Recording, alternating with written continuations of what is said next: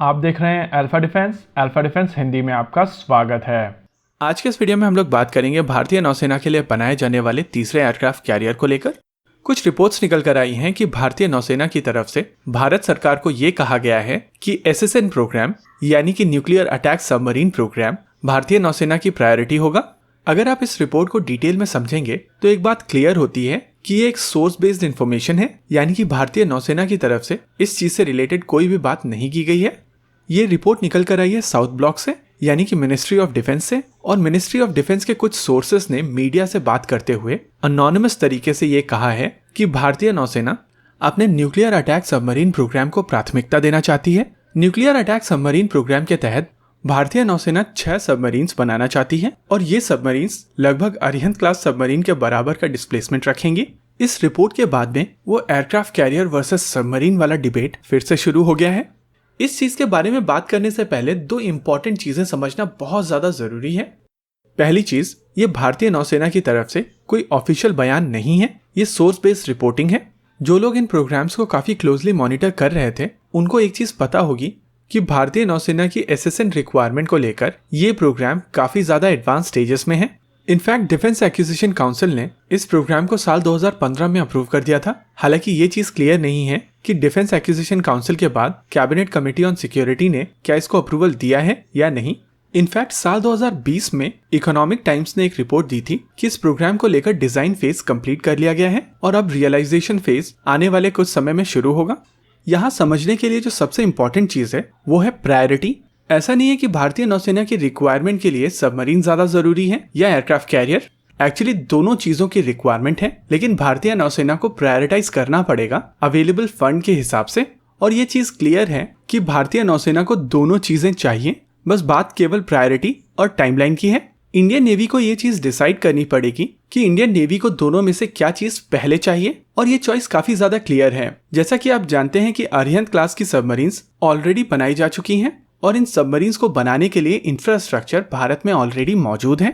इसी इंफ्रास्ट्रक्चर का प्रयोग करते हुए ये न्यूक्लियर अटैक सबमरीन्स काफी ज्यादा तेजी से भारत में बनाई जा सकती हैं, और इसी वजह से भारतीय नौसेना के लिए एक ऑब्वियस चॉइस थी कि भारतीय नौसेना इस प्रोग्राम को प्रायोरिटाइज करे। वहीं अगर बात की जाए तीसरे एयरक्राफ्ट कैरियर की, तो तीसरे एयरक्राफ्ट कैरियर को लेकर अभी तक भारतीय नौसेना की तरफ से जो टेक्निकल इन्फॉर्मेशन है वो अभी तक गैदर नहीं की गई है। भारतीय नौसेना ने रिक्वेस्ट फॉर प्रपोजल ऑलरेडी भेज दिया है और इस रिक्वेस्ट फॉर प्रपोजल के ऊपर आए इन्फॉर्मेशन के हिसाब से एक फॉर्मल प्लान बनाकर इंडियन नेवी भारत सरकार को अप्रोच करेगी, जिसके बाद इस प्रोग्राम को एक्सेप्टेंस ऑफ नेसेसिटी मिलेगा। वहीं अगर आप इसको कंपेयर करते हैं एसएसएन प्रोग्राम से, तो एसएसएन प्रोग्राम को साल 2015 में डिफेंस एक्विजिशन काउंसिल से अप्रूवल मिल चुका है। और वहीं बात की जाए तीसरे एयरक्राफ्ट कैरियर की, तो इस तीसरे एयरक्राफ्ट कैरियर के लिए भारतीय नौसेना की तरफ से फॉर्मल प्लान अभी तक नहीं बनाया गया है। भारतीय नौसेना इस प्लान के ऊपर अभी काम कर रही है, जिससे एक चीज क्लियर हो जाती है कि ये दोनों प्रोग्राम कभी भी एक ही टाइमलाइन के लिए नहीं बनाए गए थे, और अपनी टाइमलाइन के हिसाब से जो तीसरा एयरक्राफ्ट कैरियर है वो आएगा। भारतीय नौसेना के प्रमुख ऑन रिकॉर्ड पहले भी ये चीज कह चुके हैं कि भारतीय नौसेना को तीसरे एयरक्राफ्ट कैरियर की जरूरत है और ये एक ऑपरेशनल रिक्वायरमेंट है। इंडियन नेवी इसके पेपर वर्क पर काम कर रही है और आने वाले समय में इसका एक फॉर्मल प्रपोजल भारत सरकार को दिया जाएगा। आमतौर पर जब भी हम लोग तीसरे एयरक्राफ्ट कैरियर की बात करते हैं तो आप लोगों की तरफ से 3 क्वेश्चन काफी ज्यादा फ्रीक्वेंसी के साथ पूछे जाते हैं, जिसमें पहला question British aircraft carrier design HMS queen Elizabeth को लेकर है। और कई लोगों का क्वेश्चन होता है कि क्या भारत इस डिजाइन का तीसरा कैरियर बना सकता है। यहाँ पर समझने वाली सबसे इंपॉर्टेंट चीज है कि जिस तरीके का aircraft carrier HMS queen Elizabeth है, यानी कि स्टोबार टाइप का एयरक्राफ्ट कैरियर, इस तरीके के एयरक्राफ्ट कैरियर से जब एयरक्राफ्ट टेक ऑफ करते हैं तो एयरक्राफ्ट अपना पूरा फ्यूल और वेपन लोड नहीं कैरी कर सकते, जिसके वजह से इनकी फायर पावर और रेंज काफी ज्यादा कम हो जाती है। और अगर इलाके में एक कैटोबार टाइप का एयरक्राफ्ट कैरियर है तो उसके फाइटर जेट्स के पास में आपके फाइटर जेट्स की तुलना में ज्यादा एडवांटेज होगा। कैटोबार टाइप के एयरक्राफ्ट कैरियर्स के पास में एक और एडवांटेज होता है, वो है एयरबॉर्न अर्ली वार्निंग और कंट्रोल सिस्टम्स का। E2 हॉकाई जैसे एयरक्राफ्ट काफी ज्यादा लंबी दूरी पर और काफी ज्यादा स्पीड के साथ में एयरबॉर्न अर्ली वार्निंग और कंट्रोल सिस्टम्स का काम कर सकते हैं। साथ ही इन एयरक्राफ्ट के पास में ज्यादा पावर होती है, जिसके वजह से इनके रेडार्स काफी ज्यादा दूरी पर एयरक्राफ्ट को पकड़ सकते हैं। इनकी तुलना में स्टोबार टाइप के एयरक्राफ्ट कैरियर्स के ऊपर हेलीकॉप्टर्स के ऊपर एयरबॉर्न अर्ली वार्निंग और कंट्रोल सिस्टम्स माउंट किए जाते हैं, लेकिन इस तरीके के एयरबोर्न अर्ली वार्निंग और कंट्रोल सिस्टम्स के साथ में जो सबसे बड़ी परेशानी है वो है इनकी एंड्योरेंस। इनकी एंड्योरेंस काफी कम होती है, साथ ही पावर कम होने की वजह से इनकी रेंज कम होती है, साथ ही इनकी स्पीड कम होने के कारण ये फाइटर जेट्स को पूरी तरीके से कॉम्प्लीमेंट नहीं कर पाते हैं। जो दूसरा क्वेश्चन निकल कर आता है वो है LHDs को लेकर।